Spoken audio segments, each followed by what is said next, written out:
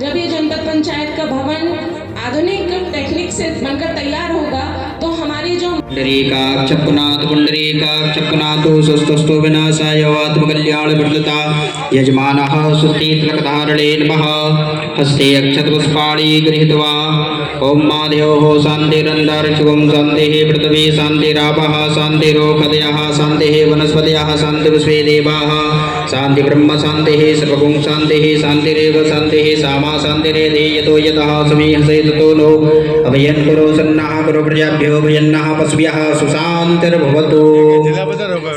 ओम श्रीमन्महागणाधिपते नमः लक्ष्मीनारायणाभ्यां नमः उमामहेश्वराय ओम पृथ्वी मंत्रस्यामि ऋषिस्लाम चंदकूर्मुदेवता आसने विनियोगा पृथ्वी देवेभ्यो नमः जलगन्धाक्षतपुष्पाणि समर्पयामि ओम पृथ्वी मंत्रस्यामि ऋषिस्लाम चंदकूर्मुदेवता आसने विनियोगः सर्वोपचारार्थे जलगन्धाक्षतपुष्पाणि समर्पयामि।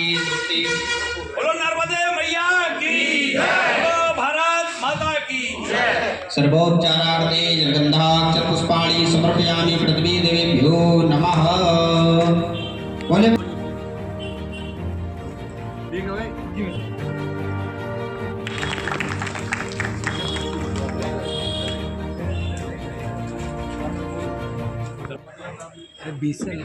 अनुराग राजपूत जी उद्यम जी यहाँ उनका स्वागत करें। सबीर खान जी उद्यम जी। हम सब गांव की राजनीति को परिस्थितियों को समझते हैं। हमारा कोई भी भवन 2 मंजिला नहीं बन पाया। इतने वर्षों से हमने स्कूल बाकी चीजें बनवाई, तो मेरे मन में आया कि 25 साल बाद जमीनें कितनी होंगी, तो क्या हम इसको 2 मंजिला 3 मंजिला ले जा सकते हैं। भविष्य में जरूरत पड़ेगी तो आपके पास जब जमीन नहीं होगी तो कम से कम स्ट्रक्चर तो ऐसा होगा। और उसका मैं उदाहरण बताऊं, मैं इस जिले में जब मैं आया था तो पंचम नगर पूरा नहीं हुआ था। तो मैंने उनसे पूछा कि वो ऐसी थे, बाद में सी भी आए। मैंने कहा पर इसकी हाइट ऊपर क्यों नहीं ले सकते, क्योंकि बड़ा मलहरा बक्सवाय में पानी इसलिए नहीं पहुंच पाया कि पंचम नगर की हाइट नहीं बढ़ सकती थी। तो उन्होंने कहा कि हमने प्लिंथ लेवल से नहीं लिया उसको। तो मैंने कहा सरदार सरोवर में गुजरात सरकार ने सुप्रीम कोर्ट के स्टे के बाद नीचे से वो पूरी लंबाई का प्लिंथ लेकर गए कि जब भी परमिशन मिलेगी तो हम अपनी वाल को ऊपर खींच देंगे। दूरदर्शिता इसको कहते हैं कि कम से कम हम जमीन से इतनी मजबूती के साथ चले कि ग्रामीण क्षेत्र का भवन एक तो ऐसा बने कि हम उसके ऊपर जा सके। प्रधानमंत्री आवास में भी ये प्रावधान है, लेकिन आज तक कभी ग्रामीण क्षेत्र में इसका उपयोग नहीं हुआ। पिता को अलग से पट्टा चाहिए, पितरों को अलग से पट्टा चाहिए, बाकी भाई को अलग से पट्टा चाहिए। हम जब घर की जमीन को बनाते हैं तो बाप बेटे सब मिलकर एक ही जगह एक एक मंजिल दे देते हैं। नियम था प्रधानमंत्री आवास में भी, लेकिन हमने इसका उपयोग कभी नहीं किया। जब आज जमीन हमारे पास नहीं बच रही है तब हम सबको ये बात याद आ रही है। उस आधार पर मैंने इस नक्शे को बदला। तो चाहे हमारा जनपद भवन हो, चाहे जिला पंचायत भवन हो, चाहे ग्राम पंचायत भवन हो, वो 2 और 3 मंजिल बन सकता है। नक्शा इस प्रकार का है, इसमें कोई दुविधा किसी को नहीं होनी चाहिए। दूसरा, पहले भवन में कन्वर्जेंस होता था 5वें वित्त का, मनरेगा का। मेरा मानना है कि प्रशासनिक भवन अगर बनना है तो 1 टाइम फंडिंग के साथ बनना चाहिए। ये बात मैंने कैबिनेट में भी की, माननीय मुख्यमंत्री जी को मैं धन्यवाद दूंगा। मैंने कहा आप नया जिला बनाते हो तो आपको पता है कि जब ये 10 भवन बनने लगने तो उनको एक मुश्त पैसा दो, एक जगह पर बनाओ, तरीके से बनाओ। और वो नियम बन गया कि जब भी कभी कोई नया यूनिट बनेगा तो उसकी जितनी जरूरत भवन में वो उसको मिल जाएगी। तीसरी बात जो लगन भैया ने कही है कि जियोटैग होना चाहिए, वैसे हम सिफरी सॉफ्टवेयर का यूज़ कर रहे हैं, इसलिए कोई मनमर्जी से नहीं बना सकता। हमने देखा है कि गांव के बाहर 2-2, 3-3 किलोमीटर दूर पहले वो खेल मैदान बने जहां कोई घूमने भी नहीं जाता, खाली पड़े हुए। हमने दूसरी दुर्दशा देखी है, वो स्ट्रक्चर बने हैं गौशाला के, ना वहाँ बिजली है, ना सड़क है, ना पानी है, और वो खंडर जैसे होने वाले हैं। अभी जब मैं मंत्री बना था तब 1000 गौशाला के भवन ऐसे थे जहाँ सड़क, बिजली और पानी तीनों चीजें नहीं थी। हमने जब नियम का शिथिलीकरण किया उसमें हमारे मंत्री जी भी भागीदार हैं। मुख्यमंत्री जी के कारण वो फैसला हो गया कि हम उन भवनों को, सरकारी भवनों को व्यक्ति को भी देने तैयार हैं, समूह को भी देने तैयार हैं, किसी समिति और संस्था को भी देने तैयार हैं। अगर कोई गौ सेवा करना चाहता है उसके बाद भी सड़क बनाने का काम हम करेंगे। अब वहाँ पानी नहीं रहेगा तो बेचारा क्या करेगा। बामुश्किल उसके बावजूद भी अभी भी 450 से ज़्यादा भवन ऐसे हैं जिनको अभी तक किसी ने लिया नहीं है। तो मुझे लगता है कि ये जो सच्चाई है इन चीज़ों से हमें सीखना पड़ेगा और हमने उसी से सीखा है, अलग से कुछ नहीं किया। जब स्कूलों में बाकी जगह पर बारातों का रुकना, बाकी कार्यक्रम बंद हो गए तो एक मध्य वर्गीय, निम्न मध्य वर्गीय और गरीब आदमी के बारे में सोचिए। बाकी लोग तो लाइन में जाके पैसा दे देंगे, वो क्या करेगा। अगर उसके पास कोई सामुदायिक भवन होगा तो ठीक है, वो 1 लाख खर्च नहीं कर सकता लेकिन 10,000 तो दे सकता है। अब सरपंचों को भी चाहिए कि वो मुफ्त में ना दें, वो कम से कम कुछ राशि ले, 5,000, 10,000, 11,000। कम से कम उनकी साफ सफाई होती रहेगी, लिपाई पुताई होती रहेगी, उनकी रखवाली होती रहेगी। मेंटेनेंस करना समाज की जिम्मेदारी है और उस व्यवस्था के लिए सरपंच ही जवाब देगा और इसलिए उसको करना चाहिए। तो मुझे लगता है कि ये चीज़ें अलग से नहीं की है। अब मरघट की घटना तो कितनी विचित्र बात है। देश की आज़ादी के 70 साल हो गए, वो किसी गांव में मरघट की जमीन नहीं है, क्या हम जिम्मेदार नहीं? अगर सरकारी जमीन 2 किलोमीटर दूर होगी या 3 किलोमीटर दूर तो वहाँ तो 100 वाहन नहीं है, कैसे लेके जाएगा कंधे पर?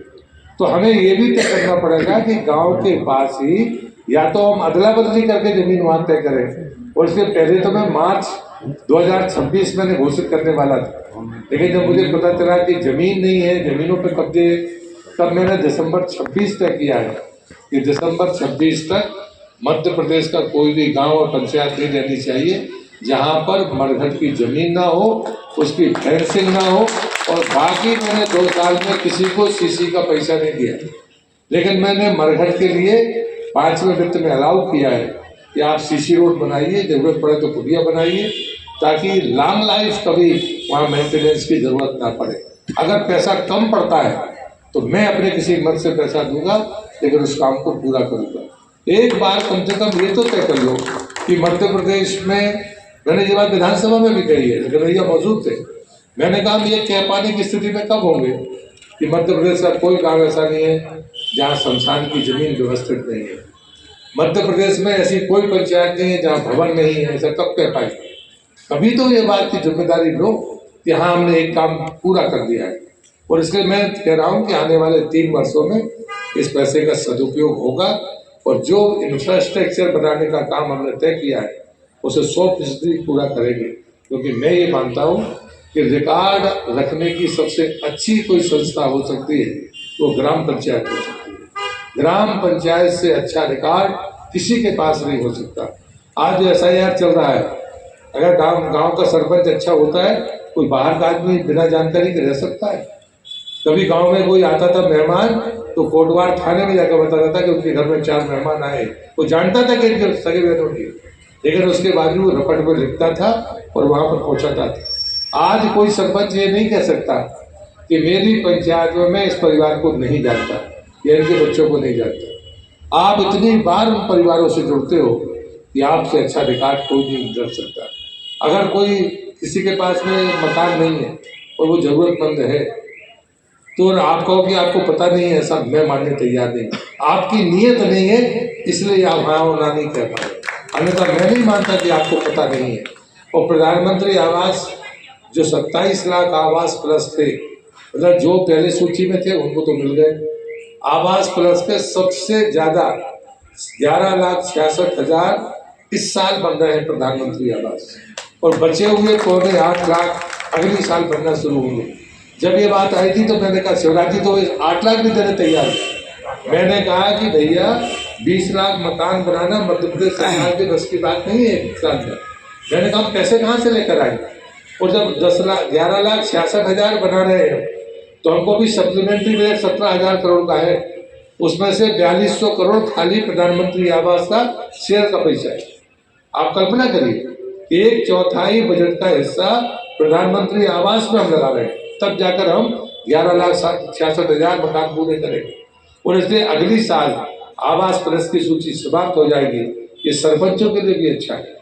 और बाद में लेकिन प्रधानमंत्री जी ने एक अच्छी बात कही है, इस साल से जो सर्वे पूरा हो गया कि जो लोग बचे हैं वो आखिरी सर्वे अभी पूरा हुआ है, इसमें जो पात्र होंगे उनको तीसरे वर्ष में उनका नंबर जाएगा और उसके बाद शायद हम कह पाएंगे कि ऐसा कोई भी पात्र व्यक्ति मध्य प्रदेश में नहीं है जिसके पास वो प्रधानमंत्री आवास नहीं है।